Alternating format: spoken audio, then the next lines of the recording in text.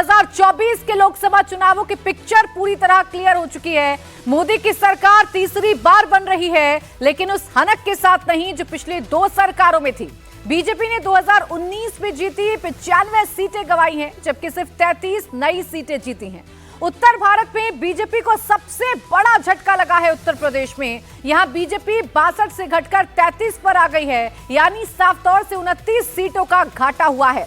और सबसे ज्यादा फायदे में रहे हैं अखिलेश यादव। समाजवादी पार्टी जो मुकाम मुलायम सिंह यादव के वक्त में हासिल नहीं कर पाई, उसे नई ऊंचाई पर ले गए हैं अखिलेश यादव। 2019 के मुकाबले समाजवादी पार्टी ने 5 से सीधा 37 पर छलांग लगाई है। सीधे तौर पर 32 सीटों का फायदा, यानी 7 गुना से ज्यादा उछाल।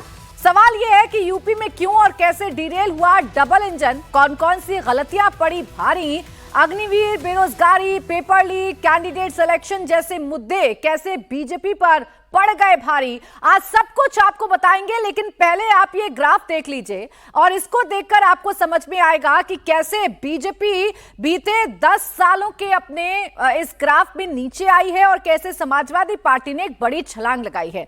2019 में बीजेपी ने 62 सीटें जीती थी उत्तर प्रदेश में और उनका जो वोट शेयर था वो 49.5% था। लेकिन 2024 में आते आते सीटें घटकर 33 हो गई और इस वोट शेयर में भी गिरावट आई। 41.37% बीजेपी का वोट शेयर रह गया। वहीं समाजवादी पार्टी की बात करेंगे तो समाजवादी पार्टी ने 5 सीटें कुल 2019 में जीती थी। उस वक्त बसपा के साथ समाजवादी पार्टी का गठबंधन था। यह वोट शेयर 17.96% था। 37 सीटें इस बार 2024 में जीती हैं समाजवादी पार्टी ने और वोट शेयर आप देखिए 17 से बढ़कर सीधा 33.59% का हो गया है। यानी उत्तर प्रदेश में बीजेपी ने जहां 29 सीटें घटाई, 29 सीटों का लॉस बीजेपी को हुआ, तो समाजवादी पार्टी की जो सीटें थी वो बढ़कर 37 हो गई हैं, यानी कि 32 सीटों का इजाफा सीधे तौर पर समाजवादी पार्टी को हुआ है। मेरे साथ मेरी सहयोगी विजय लक्ष्मी भी मौजूद हैं, उनसे जानेंगे उत्तर प्रदेश के समीकरणों को कैसे यूपी के 2 लड़कों ने अपने हिसाब से मुफीद बनाया। लेकिन आइए पहले आपको ये जानकारी देते हैं कि यूपी में कैसे झटके पर झटके भारतीय जनता पार्टी को लगे हैं और कैसे अखिलेश यादव मजबूत हुए हैं। सबसे पहले उन चेहरों की बात करते हैं जो कि दिग्गज है उत्तर प्रदेश के और उन्हें हार का सामना करना पड़ा है। स्मृति ईरानी को हार का सामना करना पड़ा। केएल शर्मा ने यहां पर शानदार जीत दर्ज की है और अच्छे खासे मार्जिन से अमेठी से स्मृति ईरानी को हराया।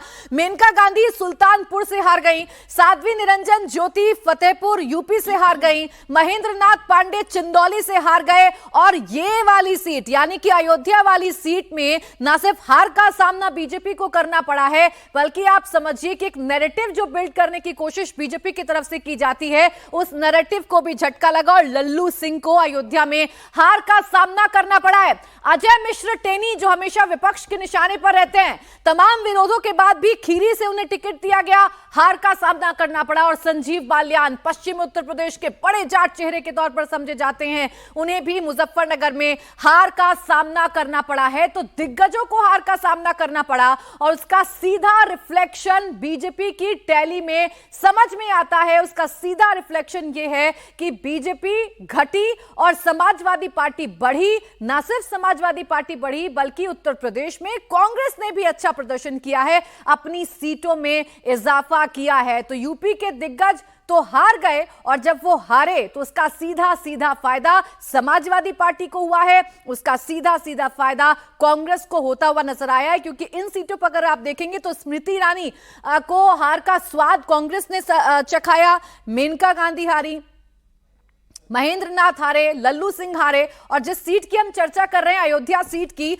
वहां पर क्या फैक्टर रहे लल्लू सिंह के हारने के, आइए जल्दी से वो भी आपको बताते हैं। क्योंकि यह समझा जा रहा था कि उत्तर प्रदेश की सबसे हॉट सीट फैजाबाद अयोध्या तो बीजेपी के लिए सेफ सीट है, क्योंकि यार राम मंदिर का मुद्दा है और राम लहर में ये सीट तो बीजेपी जीत ही जाएगी। लेकिन आप देखिए लल्लू सिंह को 4,99,722 वोट पड़े, जबकि अवधेश प्रसाद जो कि समाजवादी पार्टी के कैंडिडेट थे उन्हें 5,54,289 वोट मिले। मार्जिन रहा 54,567 वोट का। अवधेश प्रसाद ने इस सीट पर, जिस सीट पर सबसे ज्यादा कॉन्फिडेंट थी भारतीय जनता पार्टी, उसी सीट पर लल्लू सिंह को हराकर एक बड़ा झटका भारतीय जनता पार्टी को दिया है। और इसके पीछे अखिलेश यादव की स्ट्रैटेजी समझी जा रही है, क्योंकि अखिलेश यादव ने ग्रामीण इलाकों का दौरा किया और ग्रामीण इलाकों में यह नैरेटिव अखिलेश यादव सेट करने में कामयाब रहे कि अयोध्या में विकास होने के बावजूद जिस तरीके से जमीन का अधिग्रहण हुआ वो एक बड़ा मुद्दा है।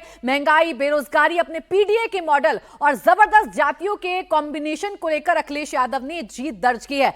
अब विजयलक्ष्मी, पूरी की पूरी नजर अखिलेश यादव पर बनी हुई है। पूरे अगर इंडिया गठबंधन की बात करें तो तीसरे नंबर की सबसे बड़ी पार्टी अखिलेश यादव की बन चुकी है। वो क्या करेंगे, उनके मन में क्या है, दिल्ली आज वो आएंगे तो क्या होगा, ये सबके जहन में सवाल है। बिल्कुल, देखिए अब इस तरह से कल से ही चर्चा है कि वह इंडिया अलायंस भी कोशिश कर रहा है, क्योंकि एनडीए के पास अगर उनके दो बड़े घटक दल टीडीपी और जेडीयू को अगर किसी तरह से तोड़ दिया जाए वहां से, तो इधर की संभावनाएं जो हैं वो बननी शुरू हो जाएंगी। हालांकि एक वो बहुत बड़ा, कहते हैं ना, हर्क्यूलेस टास्क है इंडिया अलायंस के लिए, लेकिन कोशिश है आज शाम को 6 बजे जब बैठक होगी तो उसमें इन तमाम चीजों पर चर्चा की जाएगी कि क्या कोई पॉसिबिलिटी है, क्या नीतीश वहां से यहां आने को तैयार होंगे, क्या चंद्रबाबू नायडू जो हैं उनको यहां ला करके एक नए समीकरण पर इंडिया अलायंस जो है वो बात कर सके, क्योंकि चंद्रबाबू नायडू भी रहे हैं कांग्रेस का अलायंस के पार्ट, वो भी रहे हैं अगर पास्ट की पॉलिटिक्स को देखा जाए। और इसके अलावा नीतीश कुमार तो अभी हाल फिलहाल में ही उन्होंने भारतीय जनता पार्टी या एनडीए का खेमा जो है वो ज्वाइन किया है। तो कोशिशें हैं, लेकिन आज शाम को जो 6 बजे बैठक होगी प्राची, उसमें तमाम लोग होंगे और अखिलेश यादव का अगर कांग्रेस के बाद किसी का परफॉर्मेंस अच्छा है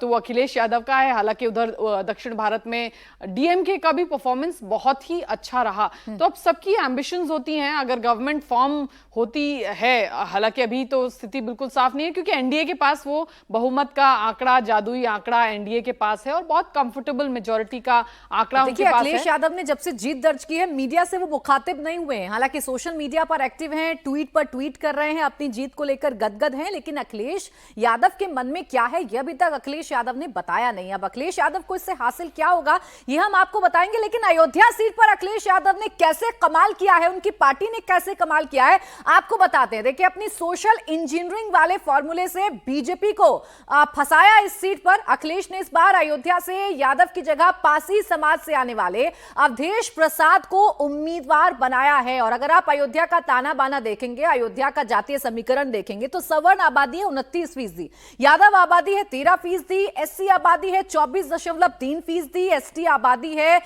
0.1% और मुस्लिम आबादी है 16.37%। और अपने इसी फॉर्मूले में, यानी कि जो जातियों का ताना बाना है, इसी फॉर्मूले में फंसाकर लल्लू सिंह को समाजवादी पार्टी ने उस सीट पर शिकस्त दी है जिस पर भारतीय जनता पार्टी सबसे ज्यादा अपने आप को मजबूत मान रही थी। अखिलेश यादव ने अपनी स्ट्रैटेजी को बदला, शहरों पर फोकस ना करके अयोध्या में आने वाले जितने भी गांव हैं वहां पर गए, उन्हें मुद्दों का एहसास कराया, उनके दिलों में अपनी जगह बनाने की कोशिश की और उसी का असर इस सीट पर देखने को मिला है। हार का सामना लल्लू सिंह को करना पड़ा, जो कि बीते 2 बार के यहां से सांसद थे। अब जिस तरीके का परफॉर्मेंस विजय लक्ष्मी हमें देखने को मिल रहा है, हम अयोध्या की बात कर लें या पूरे उत्तर प्रदेश की बात कर दें, अब तो कहा जा रहा है यूपी के इन 2 लड़कों की जोड़ी हिट हो गई। जो 17 में नहीं हो पाया वो 24 में कैसे हो गया? देखिए, जहां तक बात फैजाबाद की है प्राची, एक ही तस्वीर दिखा देते हैं। डीएम ऑफिस पहुंच गए अखिलेश यादव, अपने जीत का प्रमाण पत्र लेने के लिए। कन्नौज से शानदार जीत दर्ज की है और अब ये कहा जा रहा है कि पत्नी का बदला सुब्रत पाठक से अखिलेश यादव ने ले लिया है। बिल्कुल, जैसा प्राची फैजाबाद की बात की, तो लल्लू सिंह अगर आप बीजेपी की सांसदों में देखेंगे तो उन कुछ सांसदों में शुमार थे जो 400 पार की बात कर रहे थे, कह रहे थे कि 400 का मैंडेट आएगा तो वो कर पाएंगे जो हमें करना है। तो एक जो संविधान वाला मुद्दा जो ऑपोजिशन ने उठाया, अब क्योंकि वहां पर खुद मौजूदा सांसद ये बात बोल रहे थे, तो वो यहाँ पर इस सीट पर अगर आप देखें एससी जो वोटर्स हैं उनकी संख्या अच्छी है और इसके अलावा मुस्लिम वोटर्स की संख्या फैजाबाद में काफी अच्छी है। ये ब्लॉक मिल मिलकर के एक अच्छा फॉर्मिडेबल ब्लॉक बन जाता है। तो ये जो इशू है ये ग्रास रूट लेवल पर ले जाने में कहीं ना कहीं ऑपोजिशन कामयाब हुआ। और कॉन्स्टिट्यूशन, कांग्रेस पार्टी तो खास तौर पर मानती है कि कॉन्स्टिट्यूशन का जो मुद्दा था कि कॉन्स्टिट्यूशन में बदलाव किया जाएगा, यानी आपका अगर हम बात की जाए तो रिजर्वेशन पर जो है उसका इफेक्ट पड़ेगा अगर वापस से ये सरकार आती है। तो कहीं ना कहीं जो एसटी मतदाता था या वो मतदाता जिसको रिजर्वेशन का लाभ मिल रहा था, उसको लगा कि अगर ऐसा होता है तो वाकई में वहां पर असर हो सकता है। और साथ ही संविधान पर जिस तरह से आक्रमण की बात बार बार कही गई विपक्ष के तौर पर, वो बात भी शायद यहां पर ऑपोजिशन समझाने में वोटर्स को कामयाब हुआ और शायद इसी वजह से इस तरह का मैंडेट वहां की जनता ने दिया। अच्छा देखिए, जीत तो मिल गई समाजवादी पार्टी को, सबसे बड़ी पार्टी भी बन गई। अखिलेश यादव के चेहरे पर खुशी, उनकी बॉडी लैंग्वेज आप देख सकते हैं। जीत का प्रमाण पत्र लेने के लिए कन्नौज में पहुंच गए हैं। लेकिन ये जो कॉम्बिनेशन सफल हुआ है विजय लक्ष्मी, इसमें भूमिका गांधी परिवार की भी मानी जा रही है। प्रियंका गांधी जबरदस्त तरीके से कैंपेनिंग कर रही थी, रायबरेली में अपने भाई के लिए कैंपेनिंग कर रही थी, तो उधर तारीफ कर रही थी समाजवादी पार्टी के संगठन का। तो प्रियंका गांधी कितनी बड़ी कड़ी साबित हुई कि बेहतर परफॉर्म इंडिया गठबंधन ने करके दिखाया उत्तर प्रदेश में। देखिए प्राची, इसकी भूमिका बहुत पहले से है। जब कांग्रेस और समाजवादी पार्टी के बीच में बातचीत चल रही थी सीटों को लेकर, बहुत दिनों तक बातचीत चली, काफी लंबा अरसा रहा और कहीं पर भी ये दोनों पार्टीज जो हैं पहुंच नहीं पा रही थी। जो समाजवादी पार्टी कह रही थी कि आपका तो कोई बहुत परसेंटेज है नहीं, आपको इतनी सीटें देके वेस्ट क्यों करें। कांग्रेस पार्टी की लोकल यूनिट कह रही थी कि नहीं, हम तो नेशनल पार्टी है, कम सीटों पर लड़ेंगे तो हमारी जो लोकल इकाई है उसका मोराल डाउन हो जाएगा। बहुत रशाकशी चली, लेकिन उसके बाद भी एक दौर तो ऐसा आया जब लगा कि पता नहीं अलायंस दोनों के बीच हो पाएगा नहीं हो पाएगा। इसमें मील का पत्थर साबित हुआ प्रियंका गांधी वाड्रा का एक फोन कॉल। उन्होंने फोन कॉल किया, अखिलेश यादव से बातचीत की और फिर उसके बाद उसी शाम जो है अखिलेश यादव ने ट्वीट किया और फिर उसके बाद जो है ऐलान किया गया, सीटों के बंटवारे का ऐलान हुआ। और ये अगर हम कहें तो मुझे लगता है कि अलायंस जिस तरह से दोनों के बीच में हुआ और फिर जो रशाकशी चली, उसको कहीं ना कहीं मुकाम तक ले जाने में प्रियंका गांधी वाड्रा की भूमिका जो है वो काफी अहम रही। और उसके बाद अलायंस हुआ और अलायंस होने की वजह से ही हम जो ये नंबर देख रहे हैं प्राची, ये देख रहे हैं क्योंकि वोट बैंक जो है वो कन्वर्ज हुआ, एक दूसरे को ट्रांसफर हुआ। अमूमन जब पार्टीज, पॉलिटिकल पार्टीज जो हैं अलायंस करती हैं तो क्या होता है कि ऊपर लेवल पर तो आपका अलायंस हो जाता है, लेकिन नीचे जमीनी तौर पर एक दूसरे को वोट ट्रांसफर देखिए 17 में भी एक्सपेरिमेंट किया गया था, तब वोट ट्रांसफर हुआ नहीं था। 24 में आते आते से क्या बदला कि वोट ट्रांसफर हो गया और एक दूसरे का ग्राफ बढ़ाने में दोनों ने एक दूसरे की मदद की। देखिए इसमें जो पीडीए, जो पिछला दलित और अल्पसंख्यक या आदिवासी की बात अखिलेश यादव करते हैं, और अगर आप इंडिया अलायंस के ओवरऑल नैरेटिव को देखेंगी प्राची, तो वो कहीं ना कहीं कांग्रेस पार्टी भी उसी इलेक्टोरेट को एक तरीके से फोकस कर रही थी, उसी इलेक्टोरेट के इश्यूज को उठाने की बात कर रही थी और अखिलेश यादव भी ये बात कर रहे थे। तो कहीं ना कहीं जनता को इन दोनों के बीच में समानता दिखी और इसी वजह से मुझे लगता है कि वोट बैंक जो है दोनों पार्टीज आपस में एक दूसरे को ट्रांसफर कर पाए। देखिए सीट बाय सीट अगर आप आंकलन करेंगे तो बीजेपी की जो गलतियां हैं वो साफ तौर पर उजागर हो रही हैं और कैसे समाजवादी पार्टी और कांग्रेस ने इसे भुनाया ये भी आप देखिए।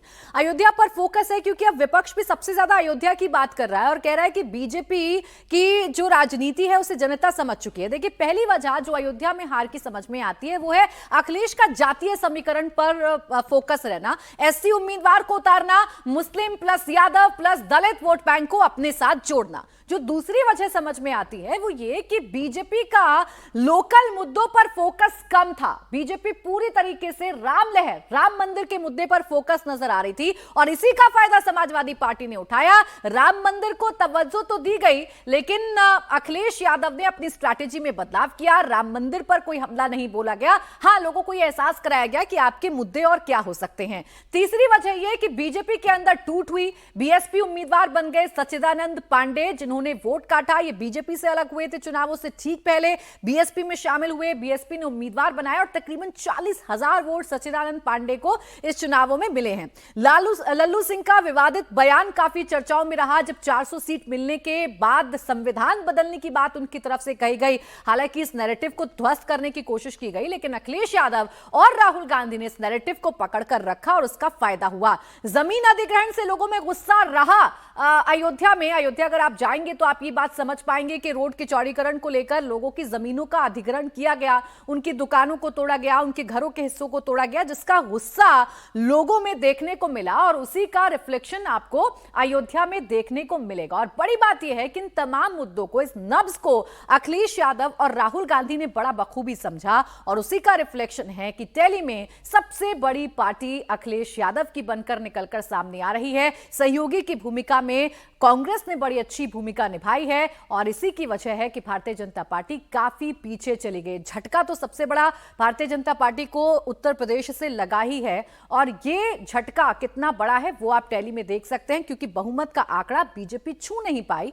और उसकी वजह है उत्तर प्रदेश में बीजेपी का खराब प्रदर्शन होना। इसमें क्या बीएसपी का भी रोल ये गठबंधन समझता है? क्योंकि बहन मायावती ने तो एक चिट्ठी भी लिख दी है, मुस्लिम वोटर्स का जिक्र कर दिया है, बड़ी नाराजगी अपनी जाहिर की है। इस बार मुस्लिम वोटर्स को लेकर भी क्या आश्वस्त था ये गठबंधन कि हम दोनों साथ हैं तो टूटेगा नहीं ये जो वोट बैंक है हमारा? देखिए प्राची, अखिलेश यादव भी कीन थे इस बार कांग्रेस के साथ अलायंस करने के लिए। वो कीन इसीलिए थे क्योंकि उनको पता था कि इस बार जो मुस्लिम वोटर है वो कंसोलिडेट होगा कांग्रेस पार्टी की तरफ, और अगर ऐसे में समाजवादी पार्टी अलग चुनाव लड़ती तो अगर मुस्लिम इधर आ जाता है तो वो जो कॉम्बिनेशन वो जो बनाना चाह रहे होंगे शायद वो नहीं बन पाता। और इसी वजह से एक फॉर्मिडेबल कॉम्बिनेशन यहाँ पर कांग्रेस और समाजवादी पार्टी के रूप में दिखा। बीएसपी क्योंकि कहीं ना कहीं वोटर या इस तरह का नैरेटिव मैं कहूं कि समाजवादी पार्टी या इंडिया ब्लॉक के लीडर्स बनाने में कामयाब हो गए कि मायावती तो एक तरीके से बीजेपी को ही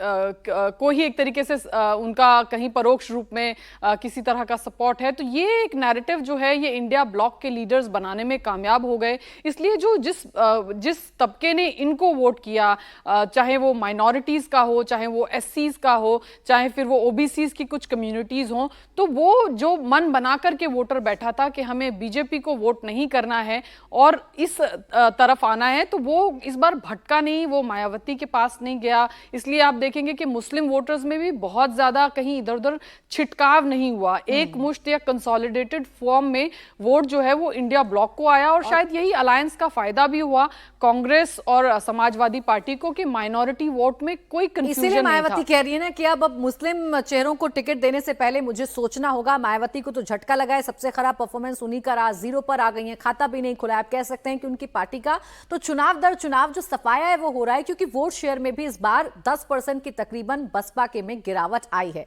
देखिए, एक झटका तो हिंदी बेल्ट उत्तर प्रदेश से भारतीय जनता पार्टी को लगा और एक झटका लगा है राजस्थान से, जहां से बड़ी अच्छी खबरें, अच्छा परफॉर्म भी किया है। आंकड़े आपके सामने रखते हैं। 2014 और 2019 की अगर आप बात करेंगे तो बीजेपी ने 25 की 25 सीटों पर क्लीन स्वीप किया था, एनडीए ने क्लीन स्वीप किया था। लेकिन इस बार इन 25 सीटों में से सिर्फ 14 सीटों पर बीजेपी अपना कमल खिलाने में कामयाब रह पाई और कांग्रेस ने यहां पर सीटों को हथियाया, कांग्रेस ने सीटें हासिल की और यही वजह है कि कांग्रेस उत्साहित भी नजर आ रही थी। और देखिए, राजस्थान वो स्टेट था जिसमें बड़ी कॉन्फिडेंट थी। एग्जिट पोल भी जब सामने आ रहे थे, अनुमान लगाए जा रहे थे, तो कांग्रेस बड़ी कॉन्फिडेंट थी और कांग्रेस को ऐसा लग रहा था कि इस बार राजस्थान में वो अच्छा करेगी और ऐसा ही होता हुआ नजर भी आ रहा है। इस कॉन्फिडेंस के पीछे की वजह अगर विजयलक्ष्मी आप समझा पाए, सरकार आपकी चली गई, अशोक गहलोत को हार का सामना करना पड़ा, राज्य में आपकी सरकार नहीं है, फिर भी कांग्रेस को कॉन्फिडेंस था कि हम अच्छा करेंगे। क्या काम हुआ राजस्थान में ऐसा जो इतना अच्छा मैंडेट मिला, 8 सीटों का फायदा कांग्रेस को हो गया? मुझे लगता है प्राची, यहाँ पर एक तो बीजेपी के भीतर जिस तरह से रिजेंटमेंट था, वसुंधरा राजे सिंधिया को जिस तरह से मुख्यमंत्री नहीं बनाया गया, फिर जिस तरह से राजपूत वोटर जो है वहां पर लामबंद हुआ, और दूसरी तरफ कांग्रेस ने जिस तरह से अग्निवीर, अग्निपथ योजना का वहां पर बहुत असर था, पूरा पैन राजस्थान उसका असर था, पंजाब से लगे इलाकों में किसान आंदोलन का बड़ा वहां पर असर था। तो ये इश्यूज हैं, मुझे लगता है दोनों मिलाकर के, एक तो बीजेपी के भीतर की जिस तरह से रिजेंटमेंट था, भीतर जो है काफी नेताओं में रशाकशी थी, और दूसरी तरफ कांग्रेस पार्टी का कैंपेन, इसके अलावा जो जिस बात का फायदा बीजेपी ने कांग्रेस की सरकार के दौरान उठाया था आपस में फूट का, वही फायदा कांग्रेस को यहां पर मिला। और इसके अलावा अग्निवीर योजना, किसान आंदोलन और कुछ सीटों पर जो वहां के कैंडिडेट के समीकरण थे वो जो है वो उसका कांग्रेस पार्टी को बहुत फायदा यहां पर राजस्थान में हुआ। अब राजस्थान से देखिए, कांग्रेस को अच्छी खबर मिली। यही वजह है कि कांग्रेस की टैली में इजाफा हुआ है। 99 सीटें कुल कांग्रेस अपने दम पर जीती है। कांग्रेस उत्साहित नजर आ रही है और दिल्ली में हलचल बढ़ चुकी है।